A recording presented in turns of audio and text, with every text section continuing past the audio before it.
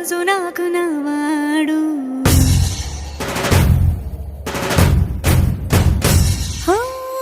మాట పెడుసైనా మనసులో వెన్న రాయిలా ఉన్నవాడిలోన దేవుడెవరికి తెలుసును నాకన్నా. సూసేకి అగ్గిరవ్వ మాదిరే ఉంటాడే నా సవే.